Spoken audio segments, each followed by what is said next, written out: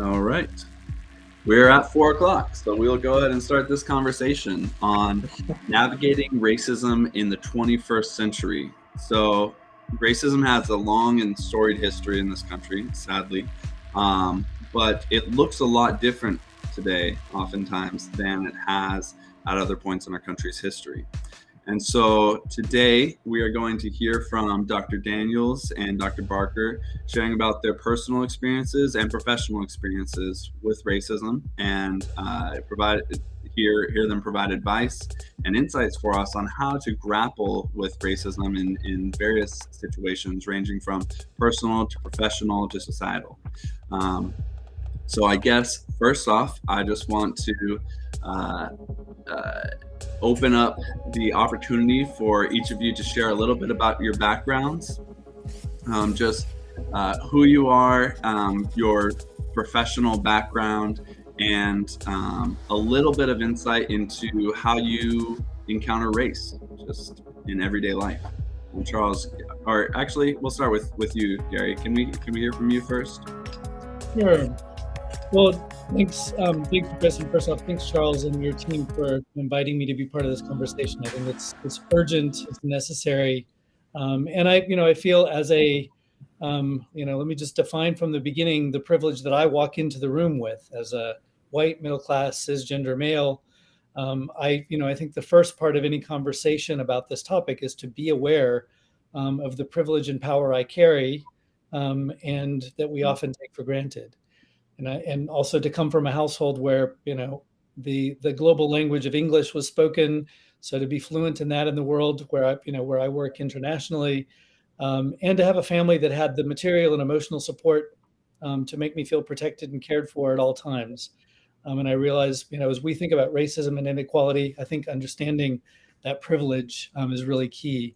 I'm the co-founder and the director of Promundo, an international organization that works in male allyship. And what that means is we engage men and boys to be allies for the full equality for women. We do that in violence prevention work and response to violence prevention. We do work around care equality, supporting men to do our share of care work at home, and getting men to be fully on board with this unfinished journey of gender equality. It's impossible to do that work without thinking of the broader social justice issues, income inequality, and certainly racial justice as well. I'm often asked, what is a man, what is a cisgender male doing, work on this topic for? And my quickest answer is I had no choice. It is, to me, obvious. I was called to it. I was demanded to be part of it. I come from my family background, and I'll just give a little bit of history on that. Both sides of my family were economic migrants from Oklahoma in the Dust Bowl and the Great Depression to California.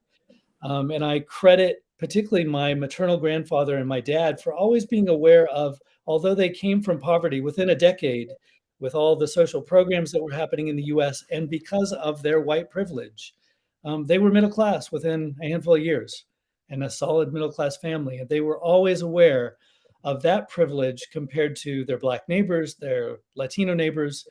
We also have Latino members of our family through marriage. And my dad in particular was always keenly aware of the privilege that he carried because of that. He was a social worker, worked specifically on issues of child welfare, and keenly brought me into that conversation. And I had other moments I'll talk about one moment when I was 5 years old. My dad came home one day and said, "You can no longer be best friends with Danny across the street." We lived in Bakersfield, California, where my dad was a social worker at the time. And I said, "Why?" And he said, "Because Danny's family believes some things about Black people and Hispanic people that we don't agree with, and you can't hang out with them anymore." And that is a moment that I remembered. It was probably one of the first memories I have of my past, of my dad calling that out. Later in my family, we had cousins from Mexico who lived with my family, an adopted sister from Guatemala. And I watched how they struggled with slurs about being Hispanic, all the words that that are used about immigrants from Latin America in our country. And I watched how they struggled with language as well. And I had the pleasure and the privilege to learn Spanish from them. And I count the privilege I have from that because I've got lots of Latino and Latinx friends and colleagues who didn't get to learn Spanish, although it is their heritage, because their families felt ashamed about it or felt that their kids needed to learn English and nothing else. So I give those examples of where I come from personally. Professionally, I'm a developmental psychologist. I look at how life experiences are shaped by where we grow up. And I look specifically at how boys and how manhood is socialized into us. I moved to Brazil in the early 90s to work with UNICEF on a project with girls who were being sexually exploited. And we were designing a program to support them in rebuilding their lives. And I very early on said, of course, we must work with them, but why aren't we working with the men? It is the men who pay for sex with underage girls. It is the men who carry out violence, and not just them, because that's an easy one to say as well, but to say it's me. All of us as men are part of making these ideas about manhood. And the solution must be all of us as men involved in building healthy, peaceful, caring, connected masculinity. Promundo was born out of work that I had the luck to be part of with a group of community promoters in a favela, low-income area in Rio de Janeiro. These are low-income areas. The vast majority are of African descent. Brazil is about a 60% African country in terms of its descent.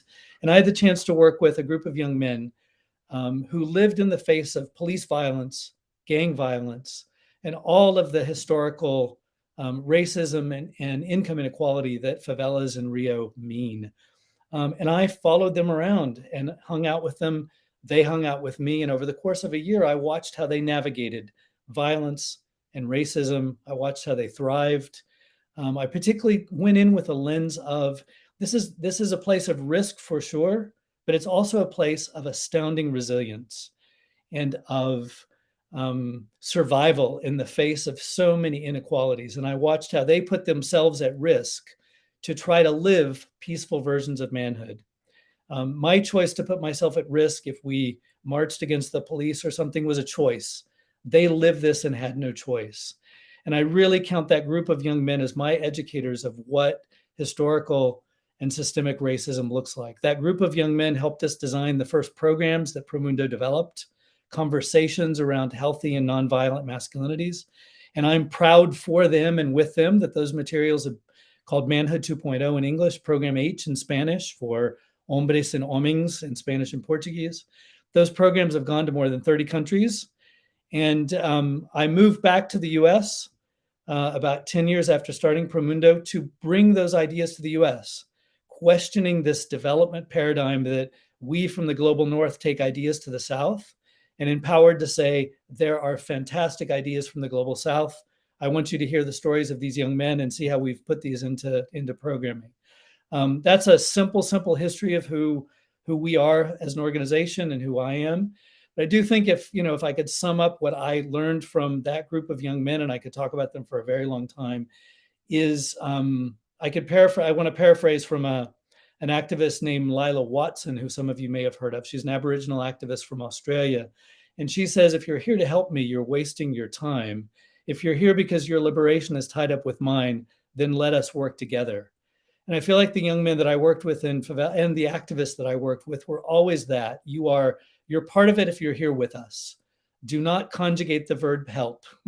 Conjugate the verb ally, allyship. And I really hope that is the energy and spirit that I bring to this conversation about racial justice. And I hope to be held accountable to that. Let me stop there because I want to hear Charles. I want to hear your story.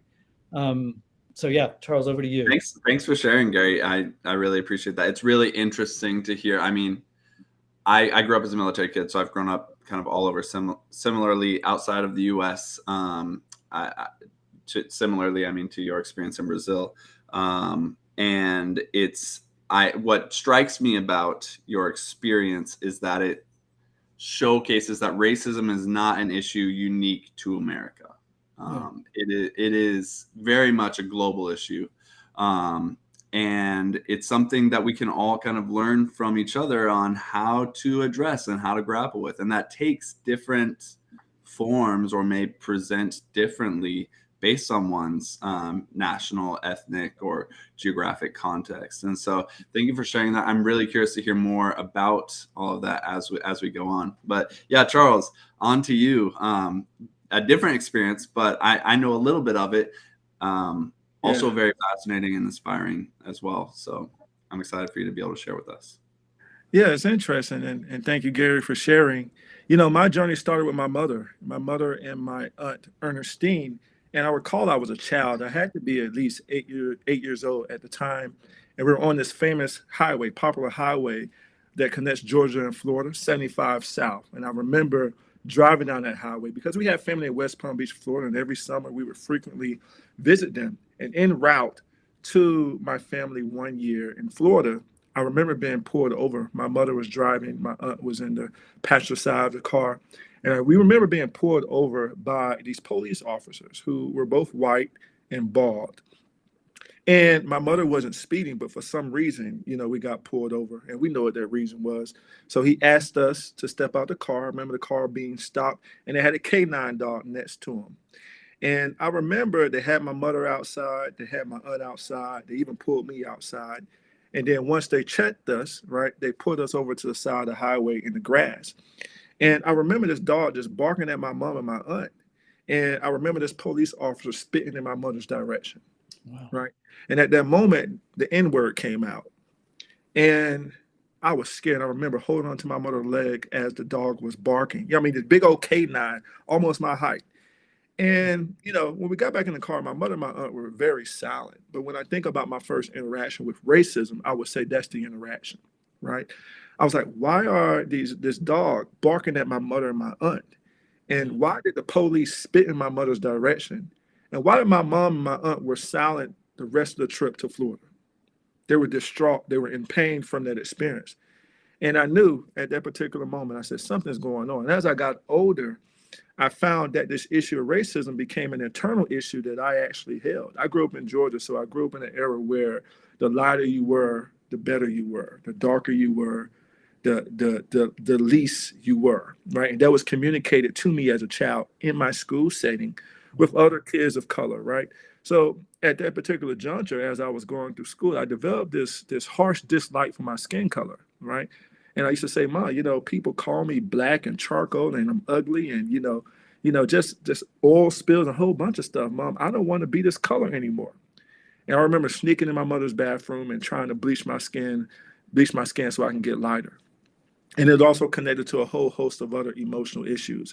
But at a young age, I was introduced to what racism looked outwardly. How did it look and what happens when there's racism effects within your own community, lighter versus dark skin.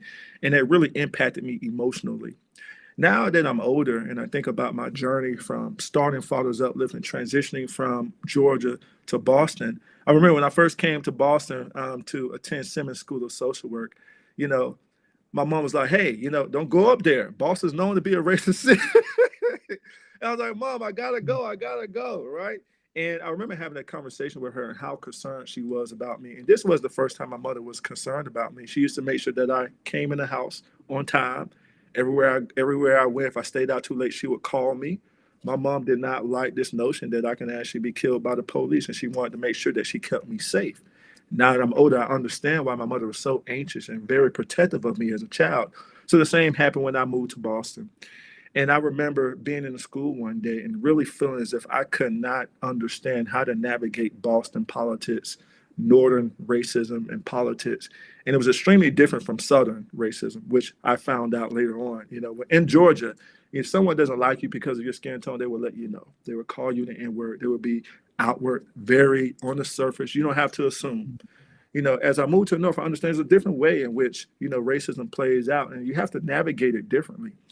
And there was a point in my journey as a clinical social worker and studying social work in school that I wanted to go back home because I could not navigate accordingly. And I remember Professor Gary Bailey pulled me aside. He's a professor at Simmons School of Social Work. And he said, you can do this. And I am going to create community around you. And I'm going to make sure that you have the support that you need. He's the only reason that I was able to graduate from Simmons School of Social Work. And I say that to say is that we try to be to our men what Professor Gary Bailey was to me, right? We try to be that community. We try to create space for them to really see their value when they're unable to see their values at some of the most difficult moments in life. And I understand that everyone isn't privileged to have community or acknowledge that they know how to utilize community. So we want to make sure that people can actually do that. What makes us different and what makes us unique is that, our goal is to let men see their value when they have lost their value in a world filled with pain and hate. And how do we do that? We do that through community. We do that through love. And for me, those are practical skills that many men do not have, right? There are resources that many men do not have, not because there isn't people that love them, but because they don't know how to tap into it and they don't feel it. And why they don't feel it is because there's a sense of devalue within. So we try to erase all of that by connection and really build them up from the ground. And that's what we do through the work that we're doing. But racism really has played a role in how I view the work, but also how we serve the men. Because if you don't like yourself, there's only so much community you can see. But if you find your own value, despite racism, despite issues of oppression, you can actually navigate accordingly because you have other people standing beside you. We try to be that to other people. But yes, it was a very personal journey for me. Mom played a huge role in me thinking about my value, but also sustaining me as I had to deal with racism as a child. And I'll pass it back to you, Chris. That's a little bit about me and my experiences. You're mute, Chris. You're right. I realized that right as I started talking. Thank you for sharing. It's really interesting to me just hearing kind of the contrast of the lived experience and the witness experience and how they both have a place in the conversation for sure. But there definitely is a very different kind of lens to both of them. Gary, I'm curious to hear more about, so I think there's a lot we can learn from how things have been accomplished, what's been moved forward, and what just life is like in the global South. And so I'm curious to hear more about when you started with Promundo, kind of what were the specifics on display in terms of recognizable racism that was, I would use the word maybe actionable. I don't know if that's the best word, but you see something, you see the inequality or the racism on display, you see some path of action that can be done against it or to help people grapple with it, and you walk with them in overcoming it. What did that look like? I'd be curious to hear more of the details on that. Yeah, there's huge differences between the U.S. and Brazil, but there's also a lot of similarities. Both countries are the biggest importers of slaves, of enslaved people from Africa during the slave trade era. Brazil was later in overcoming it and making it illegal, or ending it. It was the last country in the Western Hemisphere to end it. The recognition of racism, I think, was slower in Brazil, but now there's an amazing amount of activism. I wouldn't pretend to speak on behalf of the fantastic activists and researchers and politicians who are making noise about it these days. I think, I went from Chicago, where I did my PhD in developmental psychology, to Brazil, and, was both looking at kind of the historical, Chicago's deep racist past and present, its redlining, its huge amount of segregation across neighborhoods.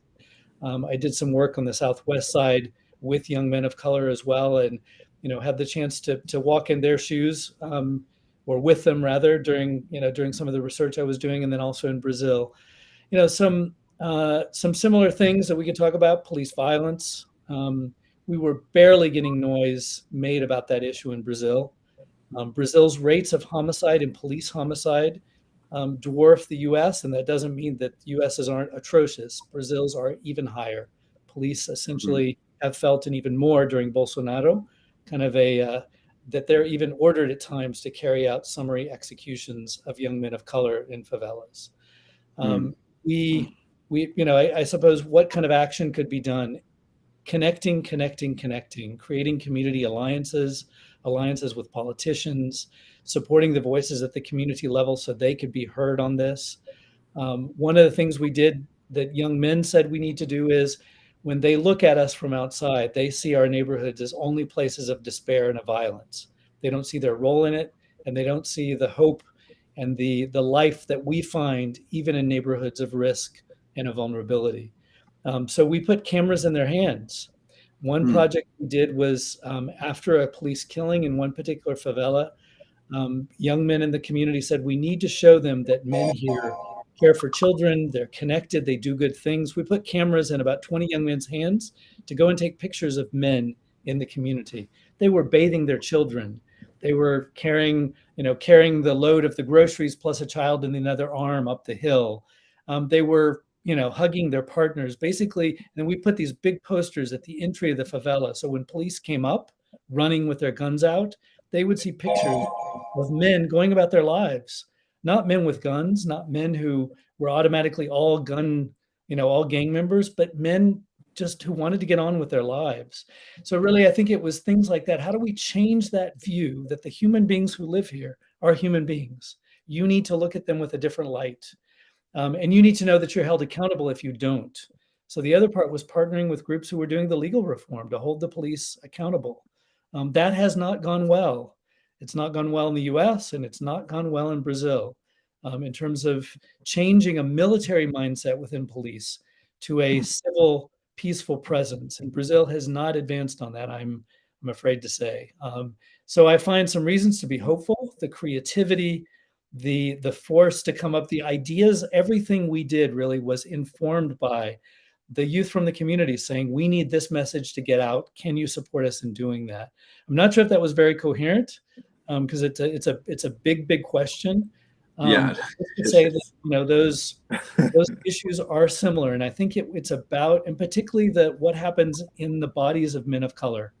And Charles, you touched on it. How the police treat you, how white middle class world looks at communities of color as inherently being places of risk, and the importance. And I thought, at least my role as an ally was to help, not to be there as any champion, but to be there as a witness, to be there as an ally, and to be part of communicating with, my middle class world. Do not look, you cannot look at communities of color with that lens. It's wrong. It's unconscionable. It's part of the harm. So, I suppose if that's a lesson I take from that work, I hope that filters into what we continue to do as Promundo, to both that mixture of accountability, communication, allyship, walking with, being witness to, and supporting. Yeah. Thank you for sharing that perspective. It's really interesting to hear. One thing that I noted from what you shared was how Chicago even was a place that you encountered very embedded structures of racism. And what's of note to me with that is that, Chicago is it's often seen as kind of a progressive bastion. But anyone who kind of knows the topic also knows that Chicago has quite its own history of troubles on the topic of race and racism and race relations. That's similar, as Charles said, in the North, racism exists, like it's here. I wasn't going to share this graph until later because it has to do with some of the questions, but I'm going to pop a graph in here. This is from the Federal Reserve Bank of Boston from 2015, a 2015 study on wealth disparity in Boston. You could find something similar for many cities across the U.S., but you can notice here that U.S.-born Black Americans' net worth average in Boston is about $8, compared to $247,500 for whites. That's obviously no accident. There is a history behind that. There's active stigma and discrimination behind that. So with that focusing on kind of that lens, Charles, I want to hear more from you on how you have encountered racism since, not necessarily, you shared a little bit on how you encountered racism in the North, but how do you deal with that? Like when people say like, hey, we're progressive, we vote blue, we do, we're allies, but really, when things play out, like, it's not great. What do we do about that? Well, just from a personal standpoint, we have to exercise compassion. There's things and ways in which we've all been impacted by racism that we don't see. For example, I've experienced significant amount of racism, right? That could really put me in a position where I can think that all white people are bad people. But that's not the case, right? My experiences were specific to an incident. And there are great white people out there who want to do right. And there's also white people out there who may not know that they're coming across as racist. So I think in terms of the effects of racism, sometimes it's so deeply rooted in how the person is taught that they're blind to the fact that, hey, I'm actually being racist, and my attitudes and how I am carrying myself is affecting other people. So I really look at it as an educational component to it. There's an internal and external education. You're taught one particular lesson about another group of people, about how to navigate life. And there was a point in time where you were taught these things where you had no control over what you were being taught. And now you're older and you're carrying yourself in a manner where these lessons are impacting other people, right? I think there's moments where lessons are impacting other people and the people don't see it. And there's also moments where lessons are impacting other people and it's deliberate. There's deliberate racists in our community. There's deliberate racists in the city of Boston and throughout the nation, right? So what do you do when you are encounter these individuals? And one thing for certain that I understand is that it did not take a day for a person to arrive to a particular mindset about my people, my skin color, or another group of people, right? It took place over time. And I had to accept the fact that I cannot change people in a day just because they may not like me due to my skin color. Or they may be oblivious to the fact that, hey, their attitudes is really negatively impacting people. And these practices are not doing anything for our community to move us forward. I have to exercise compassion for those people, right? Because they are victims to the things that they were taught. Yeah. Now, I don't spend my time on those people because I have energy that I need to invest in my children. I have energy that I need to invest in myself. But one thing that I would tell you is that I have to know the difference between when someone is deliberately being racist and when someone is being racist and they don't even see it because of what they were taught.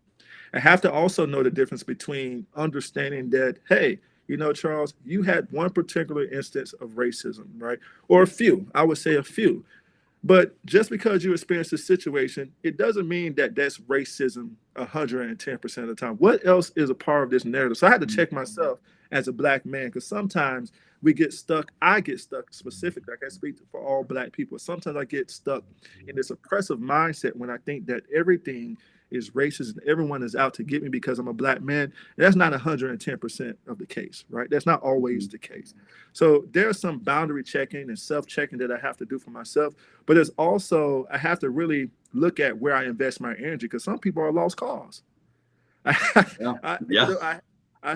to accept that. And I have a lot of compassion. But here's the thing about compassion. Sometimes compassion, too much compassion, could end up in insanity, one becoming insane. Right. So I have to really know, okay, when is my level of compassion interfering with me being able to be home with my wife and children, or me being able to care for myself?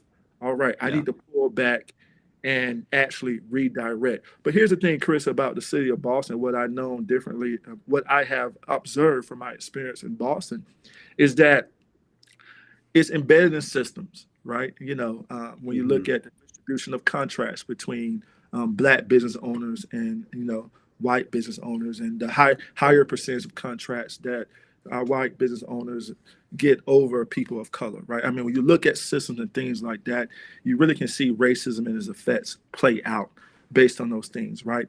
But hey, everything takes place and changes slowly. And every time I have an opportunity to speak to someone who has power, I really try to highlight some of these differences and really make sure that I am speaking in a manner that's not accusatory or blaming, to the extent that they can't hear the message that I'm trying to portray. We want fairness, right? We want Black people, brown people to be treated the same as whites, right? But no one is going to be able to hear me if I'm yelling and blaming all the time, right? So what's the balance, right? How can I tell someone about themselves, but at the same time exercise enough compassion to educate them, right? Yeah. And I think and that's the balance here, and that's always a challenge. So yeah, I appreciate that. Like, as a white man who's had to learn to recognize I think something that many of us are becoming increasingly aware of is that we all have some kind of biases or prejudices that we just don't even know about, like that we're raised with, or that not necessarily raised with, but that are embedded in our culture and such, that we don't even witness until someone says, hey, you know what, that kind of isn't okay. Like, or until we ourselves say, wait, am I thinking about this in that way? Even just things as subtle as like, oh, that place is ghetto, like, or oh, that's not an area of town I want to be. Sometimes it's a legitimate safety thing. Sometimes it's not so much. It's maybe more association or things that we unfairly categorize in our mind. And so that's something I appreciate your stated patience with people, because I think that's something that's so important, is the intentionality. You mentioned asking the question of like, okay, is this person overtly racist, or do they not know that what they just said or did is kind of racist? Because it's real. Like, that's a real important nuance, and you have the opportunity then to educate, and I appreciate that. We did have one question on Facebook I want to jump to real quick. Suzanne asked, Dr. Charles, your heartbreaking story of internalizing social stigma of color is so powerful. Please share how you help your clients to move into strength beyond that cruel stigma. And I would actually pose that to both of you, both working with men of color. How do you help them to overcome the stigmas that you know they encounter and witness? Charles, we can start with you. So for us, for me specifically, and just for what we try to do as far as UpLift, is really focus on the things that they can't control, right? When we get caught up in trying to control other people and what they do and how they treat us, we always fail, right? But when we control our response, right, and we can make a huge difference. So that seems to be our focus. There's so much power in the way in which we respond to these things that no one can take over, right? Yes. You can control your actions, you can control how you view yourself, and you can control the way in which you respond. And that's what we try to keep a lot of our energy on. And based on those things, we focus on what is the legacy that you want to leave for yourself and your children. And how do you make sure that everything you do is reflective in that experience, that legacy that you said you want to leave. So I'm all about creating memories that people could be able to pull on when they think about me, my children, my wife. So every action is connected to the legacy that I want to leave. So we try to frame it in that perspective when we work with the men that we're privileged to serve. I appreciate that. Gary. Yeah, Chris, I would say you mentioned at the beginning, I do a lot of work in situations where men have faced a lot of trauma, whether that's Promundo has done work in areas affected by conflict, including in Democratic Republic of Congo. I've done some work, and our organization has done work with those affected by the conflict in the Balkans. We're doing some work at the moment in Kurdistan with survivors of the conflict there. And men, the multiple forms, racism and conflict and war and trauma, and what we're watching in Ukraine are traumatizing events. With all kinds of different details there. But what we do see as a commonality is that men in the face of trauma often close down. We are socialized as men and boys not to seek help. We think asking for help makes us look weak. We're punks. We're not supposed to. We're constantly told to, pull ourselves up by our bootstraps. And I think what we try to do in a situation, whether it is encounters around racism or other forms of violence, is to help men open up and have a vocabulary to talk about it, to say it is okay to say this. And that's whether men who themselves may have experienced sexual violence, men who may have experienced certain kinds of racism, it is okay to talk about. We are fast as men to turn our frustration, our anger, our trauma into either self-harm or harm to others. And so I think the importance of helping men have an emotional vocabulary to talk about, I feel bad about this. And Charles, listening to you, how you can talk about it, the pain you experienced, fear, how few men are able to say, I was afraid, is really not a phrase that many men feel like they can say. And the other is doing this as a group thing. We so love in the US to say, go fix yourself. And our clinical services and our systems are so based on, let's get you individual services, but how much we need community to heal. And I think particularly connecting us with individuals who cope better than we do, who are better than, I think the best way that I get through a day is hanging out with people who are, who cope, one smidgen better than I can. That's where I find who've got one story that go, here's how I got through it. I think it is that hope that we find in others, and helping us break out of this idea that somehow you got to fix it yourself. That income equality that you presented, that I just looked at it, and I had to look at the numbers at the bottom again and said, no, it does say that, right? Yeah. And in the US, we tell men, you got to go out there, get the job. It's up to you. You're a loser if you don't. We've got to get past that individual that men think it's, on my shoulders alone. And really to say, this is group, this is collective, this is doing it together. And so anyway, that's where I would push. Girl, you get me fired up over here. I'm sorry. You preaching. Likewise, man. You are preaching. I love it. Yeah. So I have a question kind of related to something you touched on, Charles, where you talked about okay, you encounter someone who, the question you ask yourself, is this overt or is it not? So whether it's overt or not, who holds the responsibility? Do you feel a sense of responsibility to correct the person? Do you kind of expect someone to recognize it? The question is, who holds a responsibility to teach the offender about their racist actions or words? I would further ask who holds the responsibility / how is that responsibility communicated? Yeah, that's a great question. I would say some people are beyond my responsibility and the responsibility of their loved ones, right? I mean, let's be honest, right? It's like talking to a tree for some folks, How do you discern and recognize the difference, right? That's the first thing. I fundamentally believe, right, is that, if, for my white friends and family, it is their responsibility to hold people and their family members accountable, right? It isn't my responsibility to tell you about racism. It isn't my responsibility to tell you how racism affects me and members in my community. That is not my responsibility. And the burden should not be placed on me for me to be able to do that, right? I mean, you're seeing on a day-to-day basis, right? You see what happened to young boys and men that look like me. You see it publicly. You see a public lynching, right? You can look at some of the policies and laws and even the administration, right, prior to the one that we have now, and see how does racism affect people that look like me, right?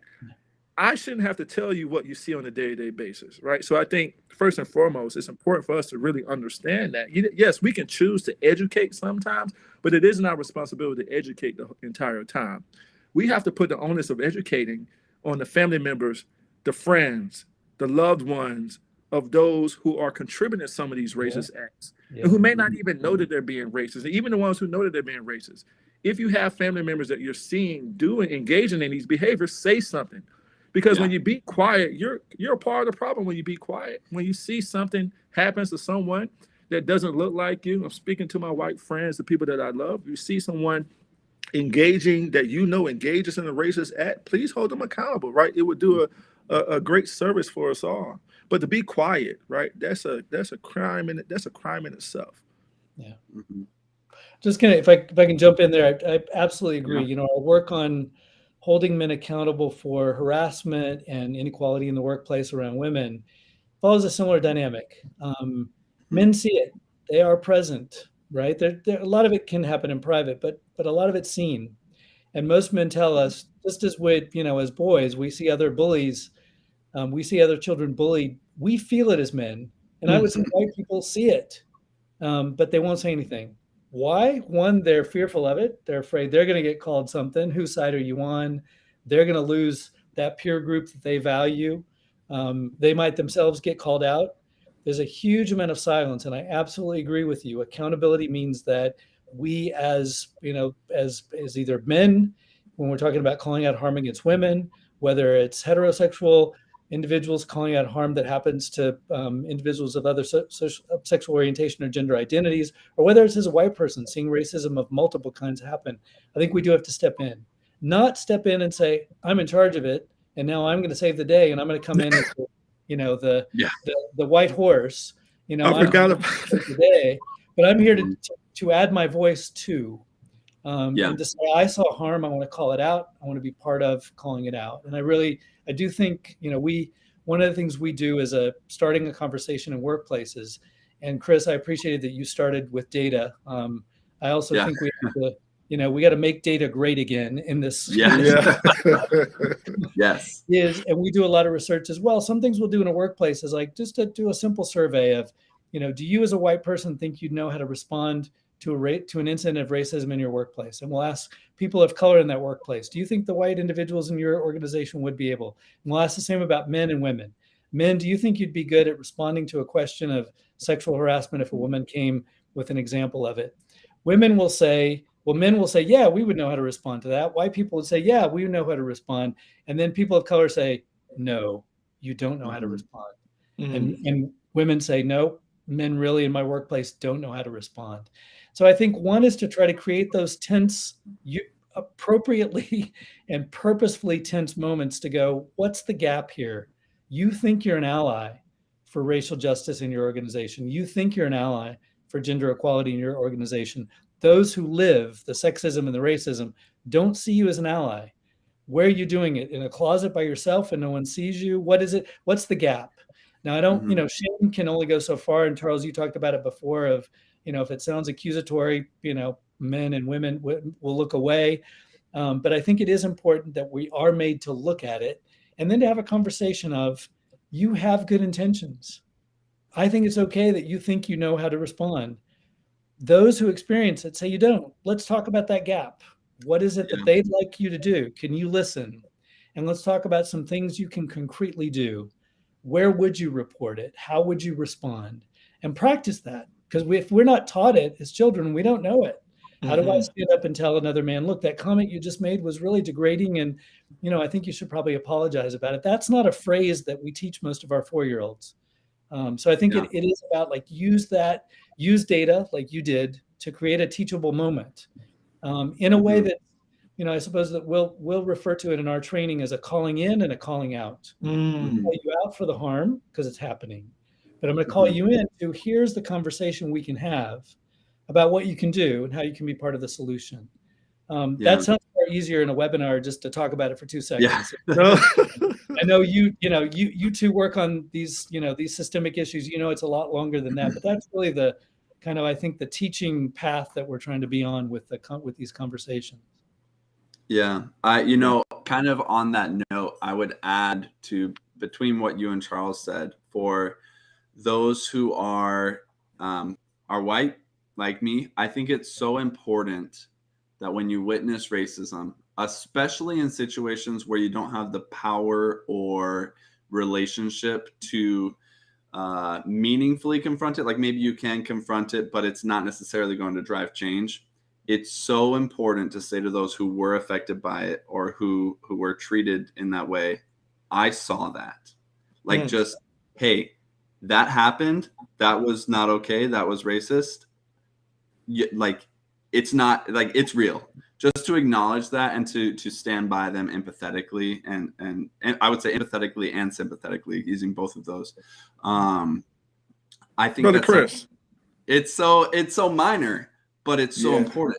And I think in our quest for allyship, we can focus on fighting the oppression and not necessarily partnering with the oppressed. And I just want to shout that reminder out there for people too, that there's both, place for both. So, and can I say, Chris, I want to add to this too, because I think there's another side of accountability here, is that for Black people and people of color, right, is that we know that racialized trauma is a real thing. Yeah, it could put us in a position where we end up facing situations where we assume that everything is racist. Right. And I think when we think about accountability within our own communities, right, how can we make sure that we are teaching our loved ones and those that are close to us how to discern and know the difference? Right. How do we know? Yes, racism can be very clear and overt. There's also subtle forms of racism, but there's also cases where we're not dealing with racism. And how do we know the difference? Right. I have met some amazing white people. My son's godfather is a white man. He's my brother. I love him. And, if I was negatively impacted by my racial trauma, that would have never happened, right? So I really want to make sure that we kind of just really create space for people to feel what they feel and to really understand that, yes, what you feel and how you've been impacted by racism is a real thing, right? And there's moments where you are definitely, 9 times out of 10, you're definitely experiencing racism.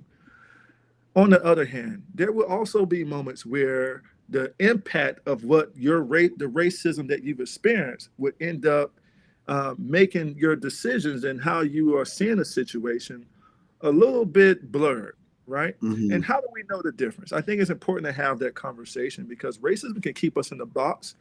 It could keep us I mean, if we're negatively impacted by it to the extent, it keep us from living, keep us from meeting amazing people that I've been privileged to meet. But also, I'm pretty sure, Chris, you've met some amazing people that were Black or part of another race, right? I mean, racism was designed to keep us separated, right? To keep us in the box. And I just want to make sure too that we also hold those around us accountable to really say, yes, we've experienced racism, and yes, racism sucks, and yes, it affects us negatively, right? But we can't label everything racist. Yeah. Right. And we have to know the difference. Yeah. Yeah. And so that actually ties into a question that we have is, so kind of two things I want to touch on. Charles, you have written a bit of an ebook, a guide to navigating racism in the workplace. So one question we have is, I'm going to ask two questions at once. One question is, what is the best way to confront racism in the workplace?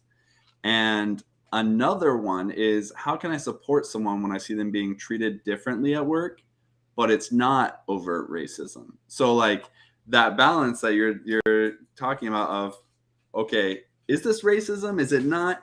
So when we see it and we think maybe it's racism, how do we address it? And when we see it and we think maybe it's racism, but it's not happening to us, how do we support someone?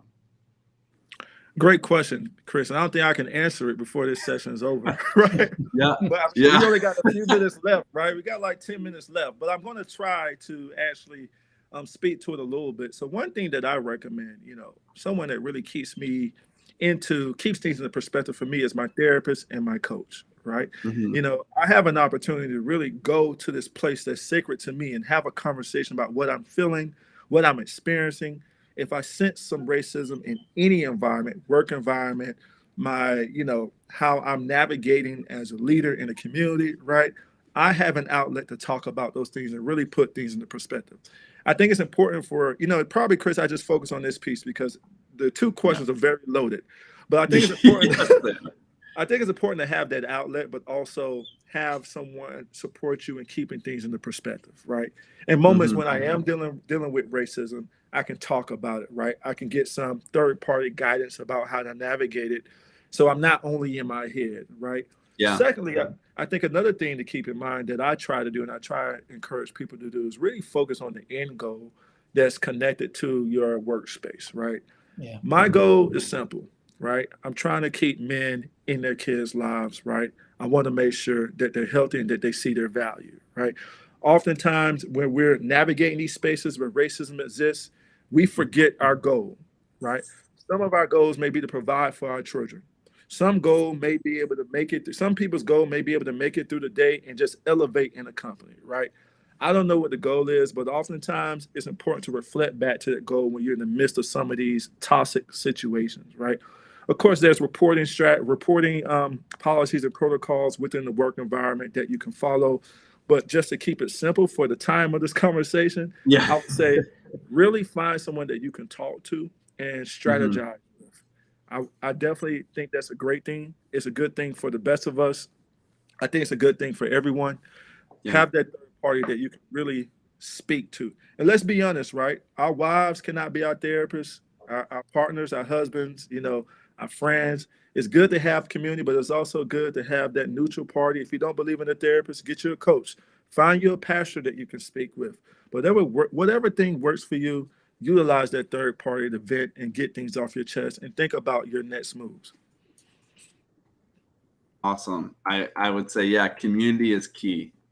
That is, it's always important. And especially in that context, that's an interesting perspective. I hadn't thought of it applied in that way before. Gary, do you have anything that you would add in how you kind of help guys like grapple through that?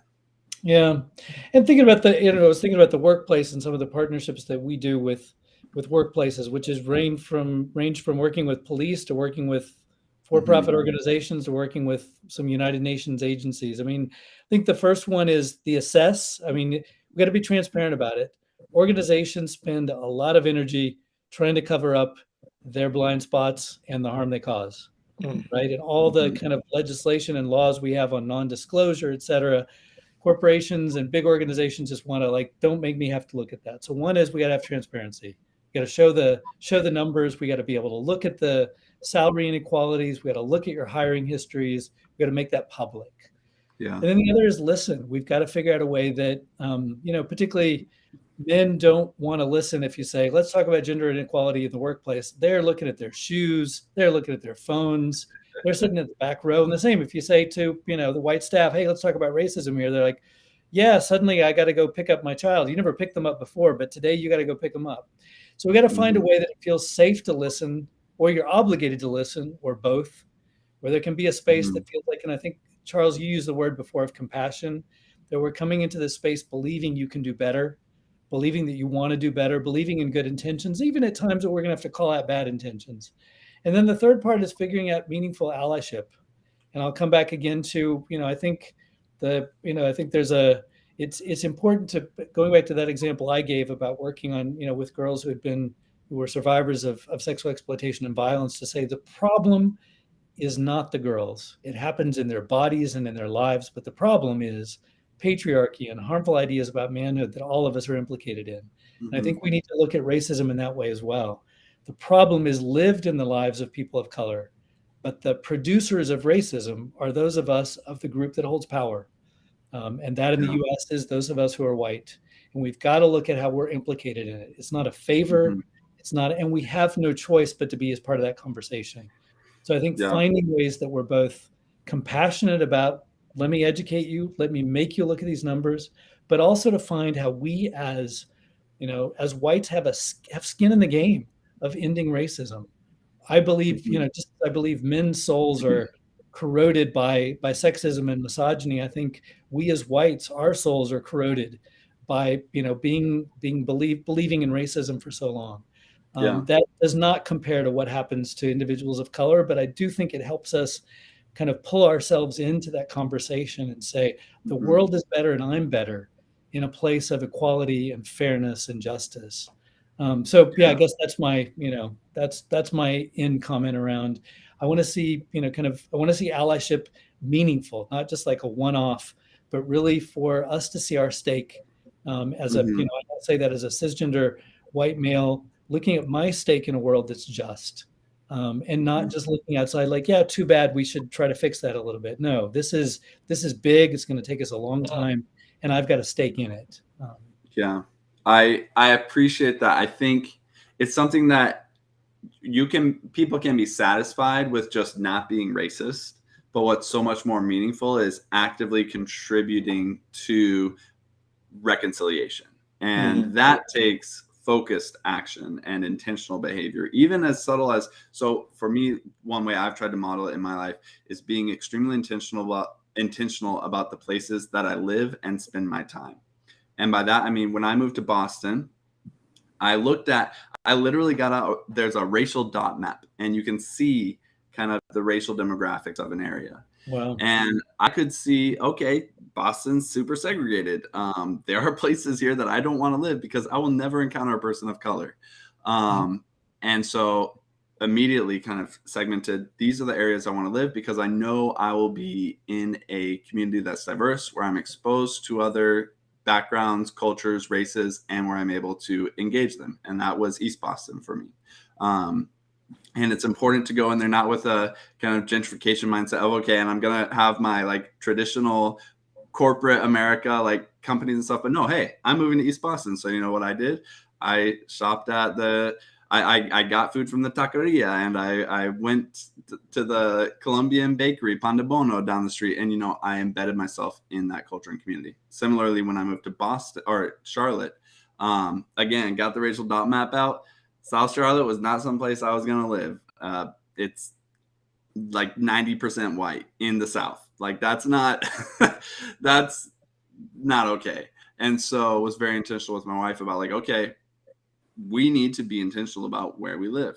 And so I just want to encourage anyone watching, like, be intentional about your life, about the places and situations you put yourself into, to be an effective bridge, to be an effective part of reconciliation, on all colors of the color spectrum of humanity.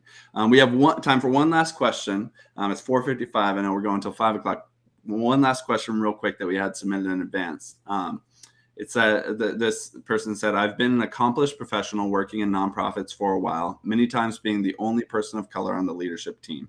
I've encountered racism, stereotyping, and other dynamics which contributed to my feeling less than.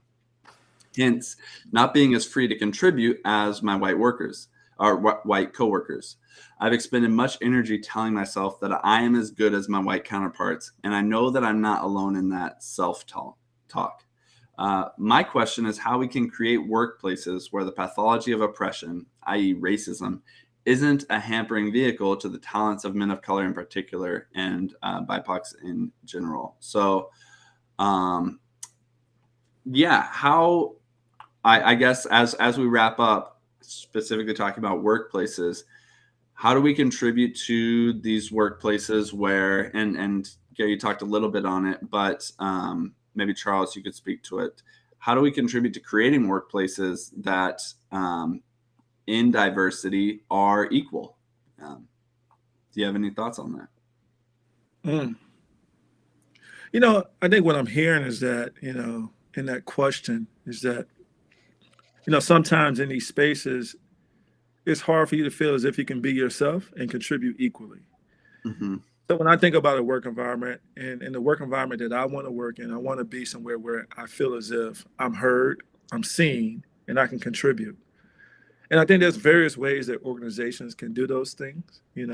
I think every Friday at Fathers Uplift, we have Roses, Thorns, and Word of the Day, where we're checking in with one another, right?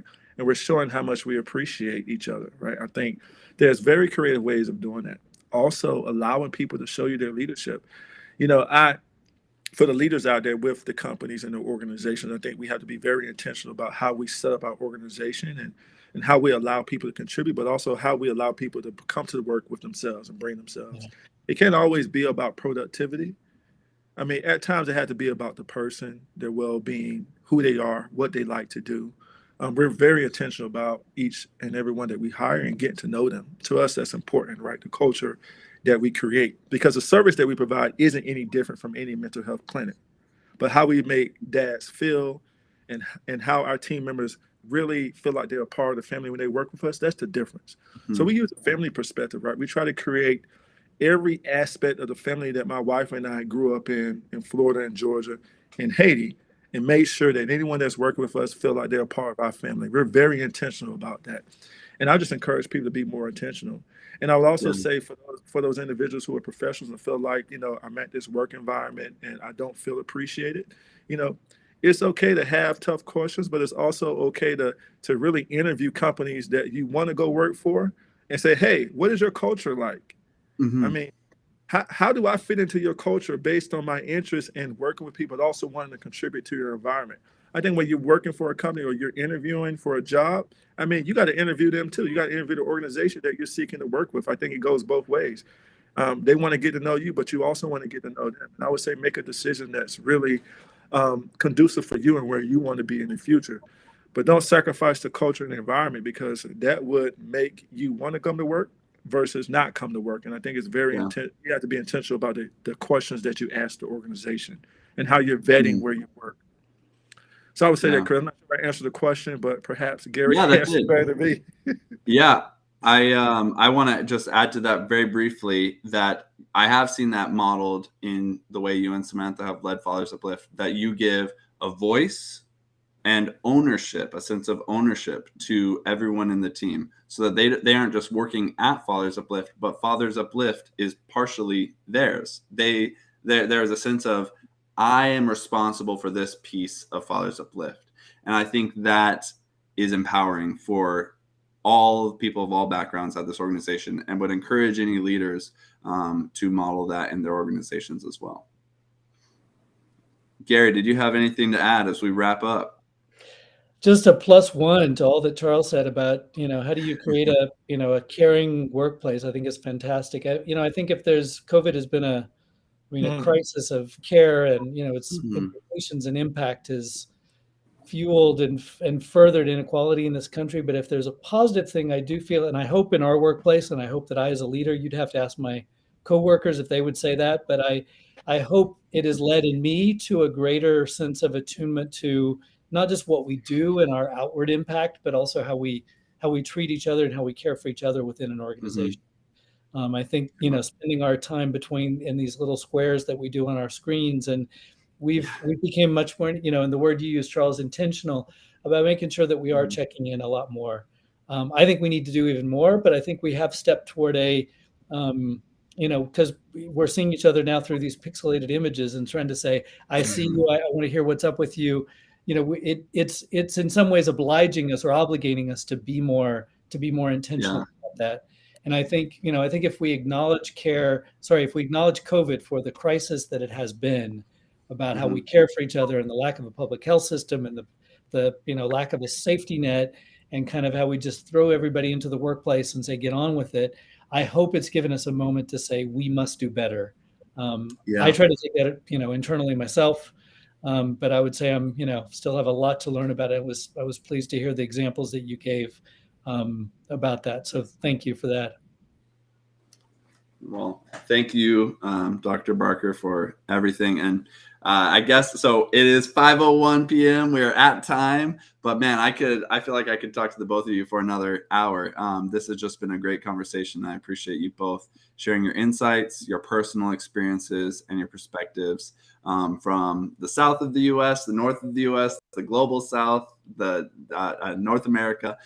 Just such a wealth of information and experience shared here. So thank you, Dr. Charles Daniels. Thank you, Dr. Gary Barker, for helping us discuss and figure out how to navigate racism in the 21st century. We appreciate you a lot. And with that, we'll go ahead and wrap this up. Bye-bye, you guys. Thanks so much for the invitation for that conversation. Thank you, Dr. Barker. Take care. All right, you too.